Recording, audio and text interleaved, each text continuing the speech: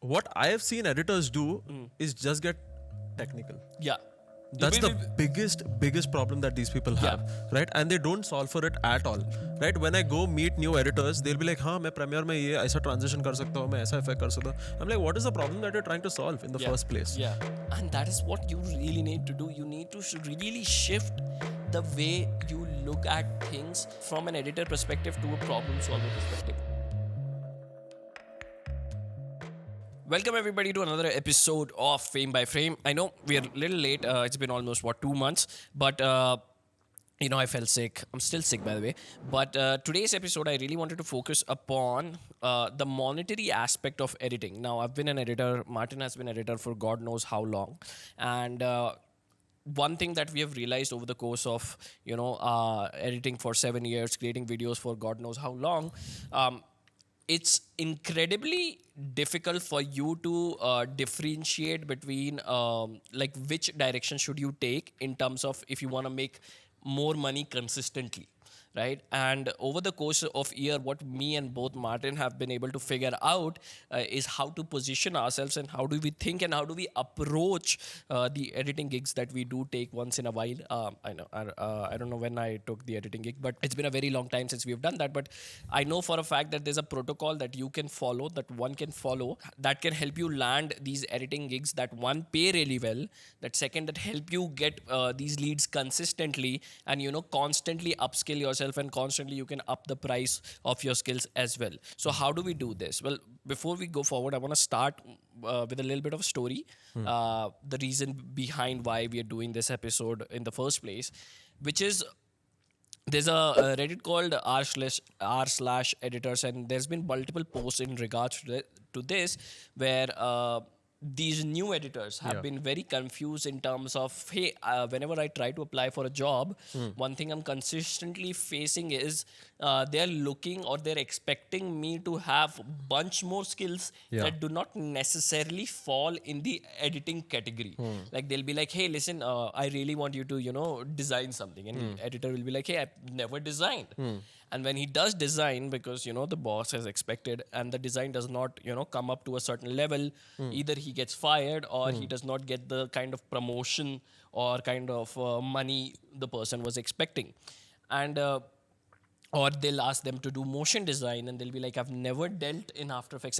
I don't know After Effects. I've just understood Premiere Pro and that's something I'm really good at. This is a sentiment that has been going in the editing community for the past, I think, couple of years. And nothing wrong in that, because a lot of these editors who ask these questions are very new to the space. They do not understand how do you maneuver the space. So that is what I really want to cover today in terms of what your mentality should be when you're approaching a job or when you're approaching a client, to be able to subsequently increase the amount of money you're making. And the bottom line, which pretty much is common for any and all jobs that you're going to be taking in any field, is you need to really start focusing as you're a problem solver and not an editor. I agree.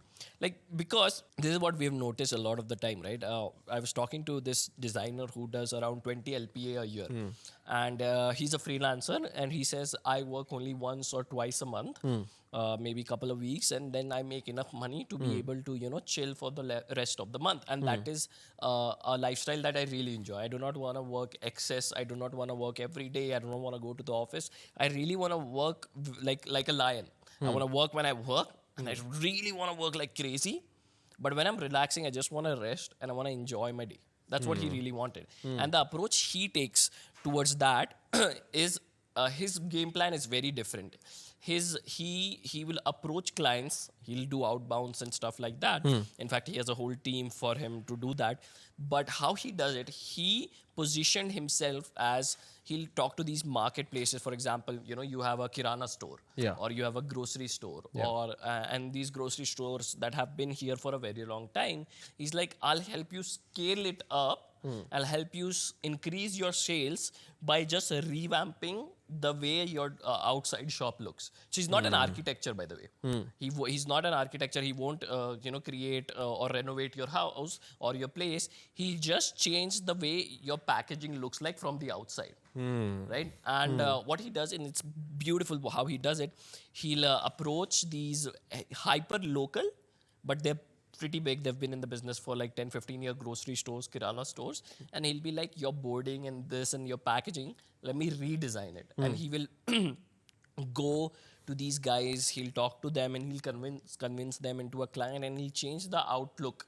Okay, so let's say it's Ocas's Kirana store. Yeah. So he'll look around where your Kirana store is positioned, okay? And then he'll try to understand what kind of aesthetics will ideally bring out the most of the clients to come here again and again, and even from the outside. And you can, like, he'll help you do all of that. And he did recently one in Bangalore, and he made it look very beautiful. He understood the Bangalore aesthetics very well. Yeah. He made it very inherent to the South Indian culture. And he made it look very, very nice. And he got money from that. So what he does, and I was talking to him like, why do you do this, and what is your approach? He's like, listen, I solve real world problems from design. I don't call myself a designer. I'm not a designer. I just solve real world problems through design. In fact, I am not even as good of a designer as many of my peers. I've never been to any sort of design college. I've never done a design cohort.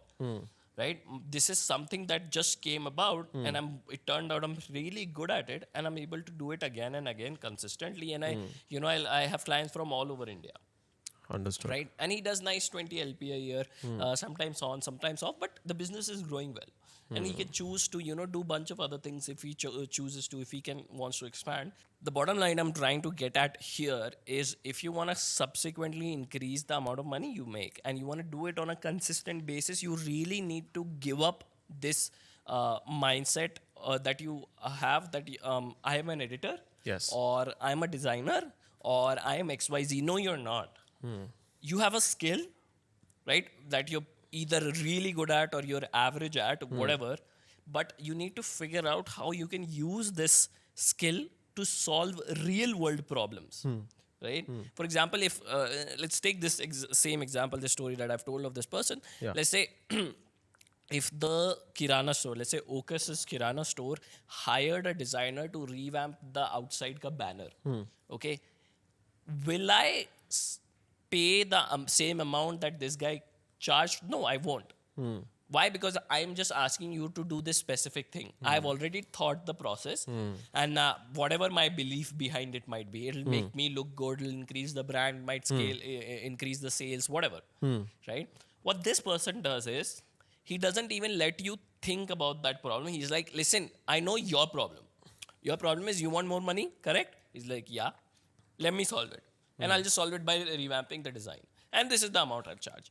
And that is how he does it. Even for, like, let's AV, when we started AV, way back in 2022, yeah. Yeah, in 2022 June, yeah. Yeah. You remember we tried bunch Yes, of we did. videos. We tried a vlog. We tried an information tour type. We tried video. different niches, basically. Yeah, we tried a lot of different, and then we finally landed upon the kind of videos that we we do make at AV. But even then, we never really went with this thought process ki we will be the really good editing, channel. I had a skill, and the problem that Varun and I really wanted to solve was that, hey, listen, we want to build distribution. Yes. We need to, get really, the tier 1 audience.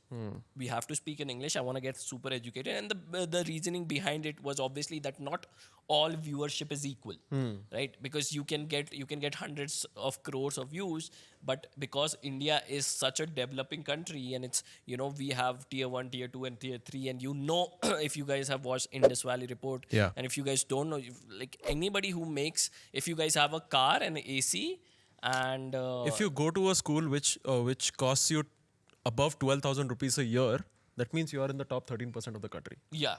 So the stat is crazy. Yeah. The purchase power disparity that India Yes. suffers through is incredibly difficult. Yeah. Like I can't sell an iPhone to a tier 3 audience, right? Agreed. And so the reason behind AV was to build a distribution that allows us to either sell anything to the top percent of India, because the top 1% either will be educated or whatever.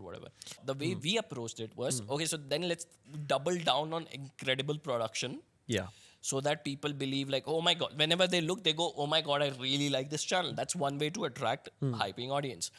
Next was, we will only speak in English. Yes. There's a very a strategic way that we have approached the channel that we are running, is that we're gonna do English. And a lot of people have asked us multiple times on multiple occasions that why don't you do Hindi? Right? And maybe it'll come at some point in time, maybe we'll do multiple other channels that has Hindi. But the reason behind it was the problem that we were trying to solve was, listen, we need to target the top 1%, top 5%, top 13% of India to be able to use that distribution, because believe it or not all viewership is equal, both in India, both outside of India. It doesn't matter.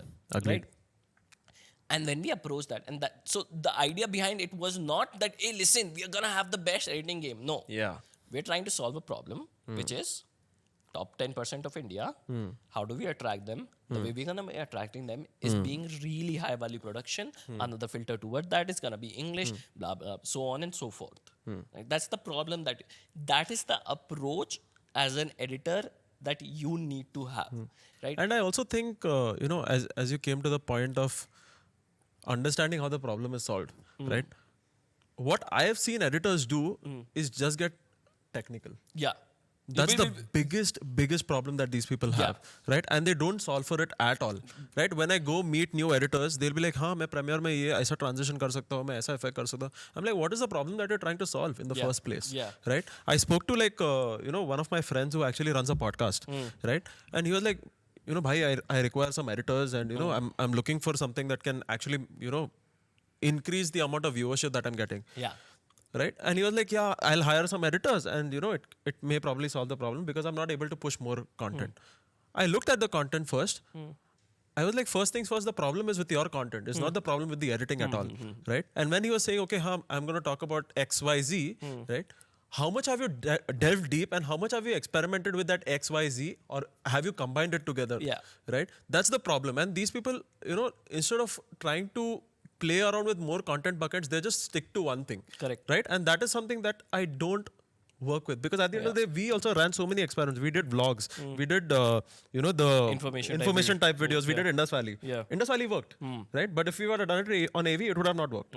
It worked on the Varun Maya channel because he had that authentic distribution, right? So what I feel that people get stuck doing technical. If I don't master the tool, I'm not going to be good at it. Yeah. That is such a lie. Yeah. Like what you just explained is so, and we will get to the topic that we were talking about. But what you just explained is the essence of what a really good, high-paying editor is. Yes. Like when the person came and he talked to you about, hey, listen, I want to double my viewership or whatever, and you were like, okay, I can give you the editors, I can get you editing, whatever, but it won't solve the problem. So you were able to, because you've been in the market for so long, you've been in the industry for so long, you understand that this is how you solve the problem. And now if you were to go to that person and be like, okay, I can double the viewership, but not this way. Yeah. This is how we can do it. If you can do that successfully, consistently, then you will make money one way or another. There's no doubt about it. Agreed. Because this is something that we feel, right? When we started the first few cohorts, one thing that constantly the kids started asking was, आप वो transition कब सिखाओगे? Yeah. I've seen that. When are you gonna show us the Sam Colder transition? When am I gonna see the preset? When am I going to learn that color grading? Yeah. Oh my God. And the way, like the orange and teal. Teal look, exactly. That kind of looks. And although that's beautiful and that's how you kind of learn, I also learned by copying 100 different guys. But it took us 7 years because that was our approach. Had that not been our approach, we probably would have been able to be in the position that we currently are and much faster. I agree. So what I'm trying to get at is don't just stop being technical. If you truly, as an editor, want to make money consistently, look for problems that you can solve as an editor or using the skill of editing for whatever. For example, let's say there's again, let's take Ocus's Kirana store, right? Ocus's Kirana store needs to make more money. How will you do that? Our easiest way, if I am an editor, would be, and I'm presuming you're an editor who's getting graduated from cohort. Because in cohort, the approach we take is very different than any other editing cohorts out Yes. there. Actually, there are no editing cohorts, editing courses out there. Right? Editing courses are very hyper specific and okay, learn Premiere Pro. Yeah. Oh, you want to learn After Effects? Here's a different course. You want to learn video production? Here's a different course. You want to learn script writing? Here's a different course. You want to learn Photoshop? Here's a different course. Right? In fact, the way we approached it was, I'm going to give you the entire thing in the one cohort. In 3 months, I'm going to make you learn entirety of this. Now, obviously, the result of that is, the placements are crazy. Agreed. We have the highest placement rate in the country. Yeah. Like nobody is even close. It's insane. And we are not saying this because we want to promote the cohort. Yeah. We are not even taking the admission of cohort anytime soon. Like when this video goes out, you won't be able to apply. So this is not for the promotion of cohort. Yeah. Right? We are not like boasting ourselves. But Yeah. it's true. It's insane. We've seen the data, and like when actually he talks about it, right? Like when he's saying that, okay, we teach you every single thing. Yeah. It's not for the sake of us making money also. Yeah. It's for the sake of, because these people actually think that, okay, become, like as you said, right? Like you have to go to every single course to learn one particular thing. And why did we combine all of that? Because at the end of the day, being a specialist, especially on YouTube, if you're starting out, I think it's a bad idea. Yeah. Right? And I feel like it's in general very bad idea. I've always been, the entire life has been a generalist. And especially how AI is coming up. Yeah. You being a specialist does not give you that kind of edge agree. anymore. I agree. Like if you were a beautiful designer and you were incredible, you would be able to, let's say you're producing something that's value is 10. I have never designed in my entire life. I can use AI and still produce 5. Right? I agree. So the difference, and there's something called diminishing marginal utility. Yes. Right? After a point in time, the difference between 5 and 10, the difference between money becomes incredible, but the value between that is not that high. Right? Can you explain what... diminishing marginal utility is basically a 30,000 phone and a 80,000 phone does not have zameen asman ka farak. Right? It's not a difference like crazy. Like my iPhone can shoot videos, yes, but so can a OnePlus. OnePlus, yeah, sure. And in terms of utility, in terms of pure utility, OnePlus probably stands higher because it gives you the most amount of bang for the buck, right? And in terms of in this current day and age, because of AI, the difference between the 5 and 10 will reduce quickly. So if yesterday a designer used to charge, let's say, 1 lakh, because I can do the same with the help of AI, and I can produce, let's say, value something 5, I can charge 25,000, and the person will most probably choose me. Because I'm consistently be able to, and I'm not putting in that kind of effort, and I'm much faster. But if you're a generalist who understands bunch of things on a bunch of level, and it need not be in the depth, because to be honest, the way you live, the age and day and age currently we live in, if tomorrow I really want to get good at color grading, it's not that difficult. Even with somebody who has a disability, like I'm colorblind, blind, like I have deuteranopia. So it's incredibly difficult for me to be able to color grade and get good at color grading. But because of the day and age I live in, if I choose to be a specialist in it, it's probably gonna take me 6 months max. Yeah. Because I can just keep on watching videos, I can keep on delving in. But becoming a generalist is equally harder. I agree. Because, and it's just the way humans also learn things, or just the way currently we learn things. I used to not go to school a lot, right? My mother was the teacher, so I didn't need to go to the school a lot. But thanks to that, I had like this complete access to the internet, and I get bored very quickly. Right? I have ADHD, so I get bored very quickly, and that helped me become generalist overall. Right? Otherwise, what is the normal approach is you will keep going deep down. You need to understand it to the core, right? That's the approach a lot of people think. I personally believe, at least in the industry that I am in, be as much of a generalist as possible, be as much of a problem solver as possible, and you will see at one point, you'll be like, oh, you just want me to get you views. Okay, let's do this. Like tomorrow, let's say, like I'm a generalist, right? Let's say another problem we need to solve, we need to go for the highest amount of TAM. Let's say we want to make a channel that's 10 million subscribers. The way we will approach is not gonna be the same way we approached AV. We won't go for the highest production value. We won't. It'll be volume. Yeah. The problem solving entirely will be different, but I'm still gonna be using editing as a skill to maneuver and go to and solve that problem. That is an approach that is incredibly rare in this industry. Editing is such a new profession. Yeah. It has existed for a lot of period of time, right?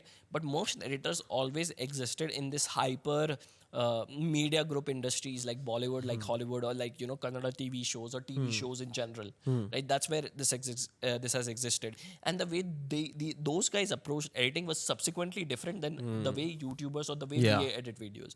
The way they used to do it was it'll be like a full story arc and there will be a payoff at the end, Yeah. right? It's gonna be a slow burner. And towards the end, you will get that payoff. That's something that Quentin Tarantino does still to this day. That's his format. I think every filmmaker does it. Yeah, but that's the only kind of film that are worth seeing. That's the only kind of stories that are worth telling. But thanks to the way the amount of freedom YouTubers were given, we were allowed to do these kind of wide range of experiments. Like Netflix still does not give you the kind of data that YouTube does. Like Netflix won't tell you what the CTR of your YouTube videos are or whatever this is. It won't tell, even if you were the star, even if you were the director or the creator, Netflix won't tell you the amount of views it pulled. But YouTube does. And it allowed us to bring this new essence of storytelling where the payoff is right in the middle. Like if you watch any, let's say Ryan Trahan video, or let's say back in the day, even in 2014, 2015, when the, I don't know how many of you guys will remember this, there was a prank age on YouTube. Yes, I was part of that. Fousey Tube and all these people. Oh my God, crazy. And the way those guys used to start video in itself used to be like, hey, wait, and somebody's gonna get hit or something gone wrong or police was called and stuff like that. If that was a film, if that was a movie, that part will not be shown until the very end of the of the movie. But here we have to like kind of set an expectation, right? Yeah, we have to hook the crowd. Yeah, we have to hook the crowd. Yeah. Like we have to sell, like, hey, listen, you've clicked on the video and this is gonna happen in the video. That is why my video is worth watching. Please watch. So we approach editing so differently now that it has changed the entire game. And now editors, like back in the day, editors used to make quite a bit of money, but they used to only make money if they were part of this, either the Kannada TV shows and Hollywood. Otherwise, editing was not. It's not a glorified thing. Yeah, it was not as common. It was not. Like if you were a good editor, this was something that I was talking to Ashish Chanchalani way back. He was like, and he was talking to me if I have somebody who's with a good connect of editing. And I was like, how come you are struggling with an editor, bro? You are at such a scale and you also don't have a money problem. How are you struggling? And he's like, bro, Okus, you don't, this is way back before we even started the cohort and stuff. He's like, bro, Okus, you don't understand. If there's a good editor, he will just go to Bollywood.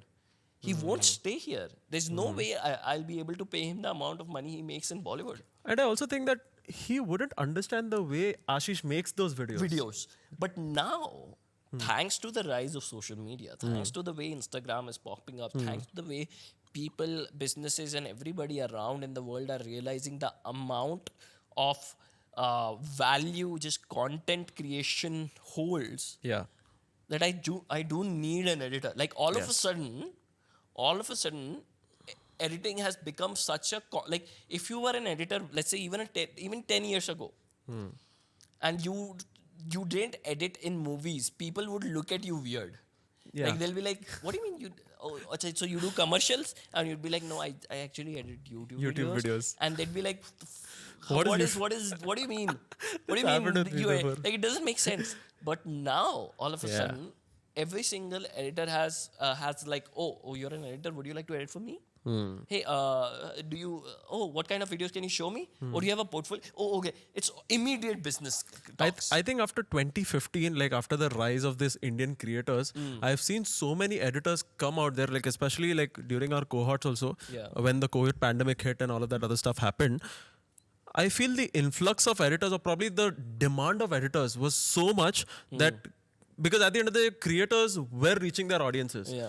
But the only problem was they were the ones editing. Yeah. The creators were editing. Essentially, yeah. But now what has happened is they're like, I want to scale. Yeah, building a team is like the default. Yeah. It is a default. But still, so many YouTubers are struggling with finding beautiful editors. And this is something that, like, the way editors approach, and this is again comes back to the r/editor post that Yeah. we were talking about, is like, the market does not understand that I'm not a motion designer. The market does not understand. I am doing such a good job for this this YouTuber, but he's not able to understand. If that is the problem that you're consistently facing, then it's not the YouTuber who's in the wrong, or it's not the market that's in the wrong. It's you. Agreed. You need to upgrade your skills, your mindset, and your workflow to a point where you are able to solve the problems. Because the market is not, there is no market for the kind of editing you're looking for. Not anymore. Even in Bollywood, Yeah. the entire game has changed. So for you to be like, no, I do this and this is techniques and this, that, nobody's looking for it. I don't care. I don't know. I don't care. And I'm not even going to dive deep into it as a creator, as a business, as an entrepreneur, as an owner of a channel, whatever. I'm just going to give you the video and I'm going to ask you for your reliability and be like, can you give me this? This is what I want. And Don't you think, and sorry to cut you, Yeah. don't you think the rules that were set up, especially for editors and for films, that has been broken now? Yeah, completely. I believe, And that is the main reason why people are struggling, because they're thinking, okay, हाँ मेरे को जाके rules follow करना पड़ेगा. I need to go follow the rules, right? But at the end of the day, there are no rules. not anymore. The way social media is rising, the way content creation is evolving, and it's evolving at an incredibly fast rate. You can't make the same videos that you used to do a year ago. You can't. Right? And I keep on throwing this quote around all the time that everything that was to be created has already been created. So now for you to stand out, you need to do something extreme or something different, or you need to create outlier videos. Right? And it's the same when it comes to editing. You need to be an outlier. You can't be like, hey, listen, I follow the rules, I do the techniques, I do this, that, and therefore pay me more. And if that's the only thing you're doing, if you're just going to be following rules, then the way you won't be able to adapt to the way social media is rising. Yes. And that is what you really need to do. You need to really shift the way you look at things from an editor perspective to a problem solver perspective. Okay. And the approach is very unorthodox. And this is something that I teach my team of editors as well. Like when we started and we were trying to solve a bunch of problems, the approach was like, it was very traditional approach, right? For example, one of the approaches was like, we don't have great PCs. This is way back when we were starting the company. We didn't have great PCs. And the traditional approach would be, okay, let's spend money on PCs. But we didn't have money. Yeah. Right? Everybody knows the kind, like, we don't make the kind of money. Like, AV does not make, we still don't take brand deals. Yeah. So the way we solved the problems were completely different. We started, not a lot of people know this. The way the videos we produce, the kind of videos we do now were actually a way we were trying to solve problems because we did not have amazing PCs to edit that on that level. So we were like, okay, let's use these images. Let's use this collage art kind of editing style to solve this and still try and figure out how we can produce higher videos, high quality videos. And that's how we were able to reach. Still to this day, we use Canva to create a lot of like either assets or animations or the way we storyboard things. Right? And that came from a perspective that we need to solve that problem. And we landed on this something completely unique, something so creative that still hasn't been done in India. I mean, a lot of people are trying to copy, but they're not able to catch up. And that's because our way we approach things is so different. Our game is not that we want to create the best videos. It's just always solving for problems. We create really high production videos, but the goal is to, gain distribution. If tomorrow the rules of the game changes and it turns out the top 1% of India or top 10% of India is watching vlogs, we're going to shift to that. It's not because we are none of us here will get categorize ourselves as, we are editors or we are this or we are cameramen. We're just problem solvers who have these general sets of skills. Tomorrow, if vlog needs to come, we're gonna figure out a way to solve that problem as well. And that is what, I think we've said this some 10,000 times in this podcast itself. but that is the approach that is gonna get you money. Nothing else is gonna get you money. You can try. You can try. I know for a fact so many people are trying. But you need, so if tomorrow you need to solve a problem and that requires After Effects to be learned, you should. You should. If tomorrow you need to solve a problem that you need to learn Photoshop, you should. But become a generalist. The approach should not be that I'm gonna be the best motion designer in the world, because the tools are so easy nowadays that you can fill that gap very easily. There are ways to fill that gap. And that is where your unique creative problem solving abilities come into play. So basically, when we started solving problems, right, we also made sure that we keep time in our heads. Yeah. Right? Because what has happened is, like, this is my personal experience, and you know about this like quite well about me. I came from, obviously the film background. Yeah. Right? I came from there. I was like, no, every single shot should look perfect. Every single shot should look like this, look like that. Right? And the amount of time that I used to take to set up one shot was like insane. Yeah. But now, because of the tech, or because of, me just thinking about, okay, I have to be efficient. Based on that, I find out faster ways to do something. Right? And that has helped me a lot, to be honest. Now, I can push out the same quality video in less than 1 hour. That used to take me 3 to 4 or 5 hours. Right? So, and it's because of the North Star that you're going down the route of like, okay, I want to solve problem. Yeah. And this problem solving is not that I have to prove myself and create the best shot in the world. Yeah. The problem I have to solve is that I have to get this video out by Monday. Yes, exactly. So we were like, for me also, I was always a perfectionist. Yeah. Always. Yeah. You know this quite well. I was like, no, arey, ye frame barabar nahi, isko barabar karo. Yeah. Right? But at the end of the day, now I realize, why were we doing that? Right? Why were we trying to push for it? Because at the end of the day, we would have lost out on, that distribution that we were actually getting. Yeah. Right? Or so many opportunities we would have lost out on. We don't know. Right? With the way the speed we produced the videos at, I don't know if we didn't, and we kept on focusing on we need to create the best. And best from our standards. I think even back when you and I were writing, shooting, editing, posting, and doing everything. Even back then, the video quality was not as high as currently, because now we have an entire team. But even back then, our videos were out there. Like, it was really good. It was an outlier video because we had to create an outlier video. Yeah. But that was not the goal. The goal was that not that कि हमको outlier video create करनी है. The goal was not that we need to stand out. The goal that we need to produce video, we need to get the distribution. This is just a means to we an need end. the numbers. Yeah. We have a goal. We need the numbers. And if everybody is able to just understand the message behind this podcast, I think you will be able to really help your career out. I think you will be able to grow much faster. You will be able to make more money. You will become much more skilled as an editor. You will become something that market demands today. And always understand that you give what market demands. You can't just give and expect, like, hey, market, why are you not demanding? Oh, why are you not demanding? That's not how it works. That's just not how it works. It's never going to be how it works. In trading, there's like, you need to be the student of the market. Yes. Right? If anybody has ever traded in stock, crypto, whatever, you know that you need to be the student of the market. Here as well, you need to be the student of the market. As you said that we actually laid this entire thing down into, like, we broke it down piece by piece. Let's actually take a scenario, right? Of, say, for example, if there's another guy like that who actually posted on Reddit saying that, yes, this is the problem that I'm facing. How do I tactically solve it? I think first and foremost, this is just something I would personally do as well.